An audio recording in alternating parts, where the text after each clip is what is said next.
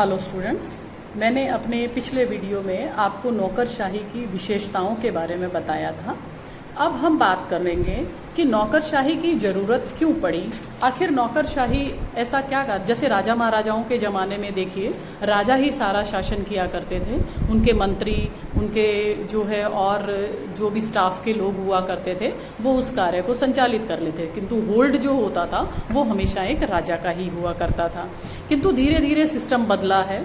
प्रजातंत्र, औद्योगिक क्रांति, ये सब आने के कारण जो है राजतंत्रात्मक व्यवस्था की भारत में समाप्ति हुई और धीरे धीरे संघात्मक व्यवस्था जो है भारत के अंदर हुई। तो अब जो है नौकरशाही की व्यवस्था की जो इम्पोर्टेंस है वो ज़्यादा बढ़ जाती है। अब ये इम्पोर्टेंस बढ़ने के कारण जो है नौकरशाही व्यवस्था भी ज़्यादा हमारे यहाँ पर प्रचलित है। तो हम सबसे पहले हम नौकरशाही के कारणों में लेंगे कि नौकरशाही का प्रथम कारण क्या है।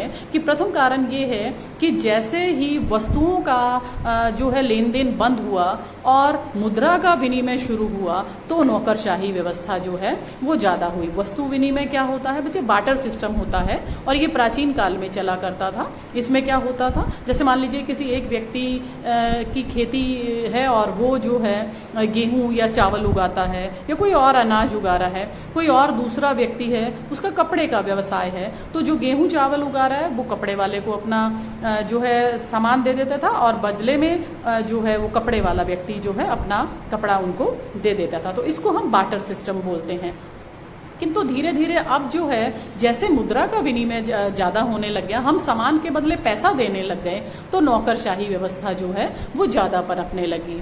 एक नेक्स्ट मुद्रा पर आधारित नौकरशाही व्यवस्था जो है वो इसमें ज़्यादा इम्पोर्टेंस रखती है। साथ ही साथ पूंजीवादी व्यवस्था का जब से समाज में औद्योगिक क्रांति हुई है उसके बाद पूंजीवादी व्यवस्था जो है वो घनिष्ठ रूप हमारे समाज के अंदर आ गई है। इसके कारण भी नौकरशाही का जो है प्रचलन वो ज़्यादा हो गया। तीसरा हम लेंगे जैसे जैसे प्रजातांत्रिक व्यवस्था जो है वो पनपी है, साथ में बड़े उद्योगों की स्थापना हुई है, इन्होंने भी नौकरशाही को बढ़ाया है। पहले समाज जो हुआ करते थे वो बिल्कुल सरल समाज हुआ करते थे, किंतु धीरे धीरे जो है समाजों की संरचना जो है जटिल होती गई है। श्रम विभाजन, जिसको हम कहेंगे डिवीजन ऑफ लेबर जो है वो बढ़ता गया है। स्पेशलाइजेशन हो गया है, हर चीज में विशेषीकरण हो गया है। तो इसके कारण भी जो है पैसे का प्रचलन अधिक हुआ है और नौकरशाही अधिक हुई है। इसके साथ साथ हम ये देखें कि आज जो है प्रशासकीय नियम, अब जो प्रशासकीय व्यवस्था है उसके अंदर गुणात्मक दृष्टि से देखें तो इतना अधिक विस्तार हुआ है कि नौकरशाही व्यवस्था को अपनाना हमारी आवश्यकता हो गई है। तो इसी कारण जो है नौकरशाही व्यवस्था आज के समाज की जरूरत है।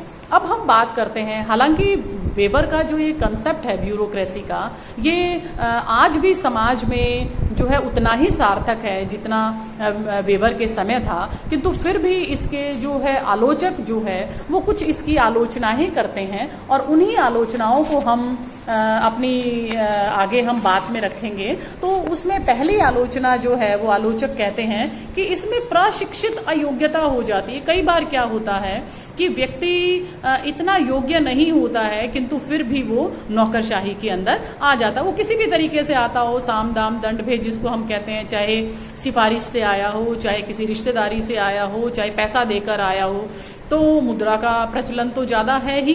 तो इसके कारण जो है कई बार अयोग्य व्यक्ति भी इसके अंदर आ जाते हैं। एक इसमें यह बताया गया है कि इसमें लचीलेपन का अभाव होता है, फ्लेक्सिबिलिटी नहीं होती है ब्यूरोक्रेसी में।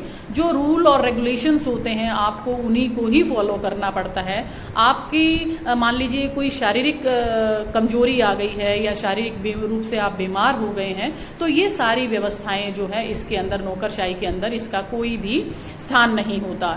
नौकरशाही की एक आलोचक आलोचना करते हुए ये भी कहते हैं कि इसमें साध्य की अपेक्षा साधनों पर बल दिया जाता है। मतलब इसमें एक लकीर के फकीर की तरह हम अपना कार्य करते हैं। जो भी नौकरशाही का एक सिस्टम है हम उस सिस्टम के अंदर ही कार्य कर पाते हैं। इसके साथ साथ जो उसके लिए साधनों पर ही ज़्यादा जोर दिया जाता है। इसके साथ साथ इसके अंदर यदि हम ये कहें कि लाल फीताशाही की व्यवस्था जो है इसके अंदर ज़्यादा है। लाल फीताशाही क्या होती है बच्चे? कि किसी भी काम को बांधे रखना, ठीक है। और बांधे रखने से क्या है कि वो सिस्टम में जो है वो पैक्ड पड़ा रहता है और पेंडिंग और चलता जाता है वो।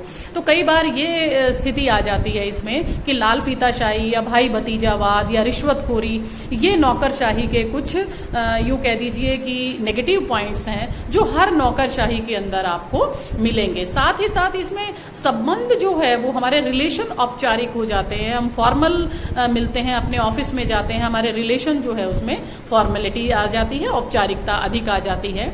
कई बार क्या होता है, अकुशल आदमी भी इसके अंदर आ जाते हैं। बहुत सारे ऐसे लोग होते हैं कि चलो ये नौकरी नहीं मिल रही है तो ये कर लेते हैं, ये नहीं मिल रही है तो ये। जब हमें हमारी इच्छा के अनुरूप नौकरी नहीं मिल पाती है या हम ऐसी ब्यूरोक्रेसी में हम नहीं आ पाते हैं तो जाहिर सी बात है कि हमारा उस काम में जो है वो मन नहीं लगेगा और हम गलत तरीके से उसमें पेश आएंगे। तो ऐसा होने से क्या है कि हम उस नौकरशाही के प्रति नीरस हो जाते हैं और जितने उत्साह से हमें काम करना होता है वो हम नहीं कर पाते हैं। एक इसके अंदर आलोचक ये भी कहते हैं कि ये शोध पर आधारित नहीं है। देखिए हमारी शिक्षा व्यवस्था है वो ब्रिटिश शासन व्यवस्था वाली है और ब्रिटिश शासन व्यवस्था में जो हमें शिक्षा मिली थी वो केवल और केवल भारतीयों को एक सस्ते क्लर्क बनाना था। तो हम जो है उस ढर्रे पर हैं, हमारी यूं कह दीजिए कि तकनीकी शिक्षा या हमारे कौशल विकास की शिक्षा नहीं है। अब देखिए बरसों से वही सिलेबस चलता आ रहा है, बरसों से वही ऑफिसेज हैं और उनमें कोई चेंजेस नहीं होते हैं। तो परिवर्तन ना होना जो है वो नौकरशाही की एक बहुत बड़ी आलोचना होती है।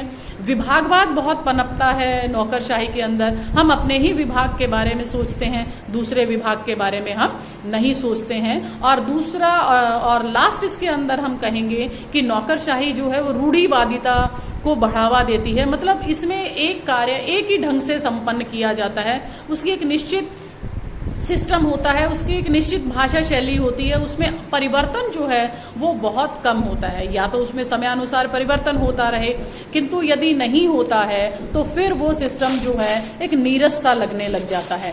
तो नौकरशाही व्यवस्था देखिए हर एक सिस्टम के कुछ पॉजिटिव और कुछ नेगेटिव एस्पेक्ट होते हैं, किंतु हम यदि उसके नेगेटिव एस्पेक्ट को सुधारें और उसके पॉजिटिव एस्पेक्ट को हम जो है वो ज़्यादा बढ़ाएं तो कोई भी सिस्टम जो है मेरे हिसाब से समाज के अंदर अपना स्थान रखेगा। तो वैसे नौकरशाही जो है वेबर का एक महत्वपूर्ण ग्रंथ है और उन्होंने जो इसका आदर्श प्रारूप प्रस्तुत किया है वो निसंदेह हमारे लिए एक बहुत उपयोगी साबित होगा। धन्यवाद।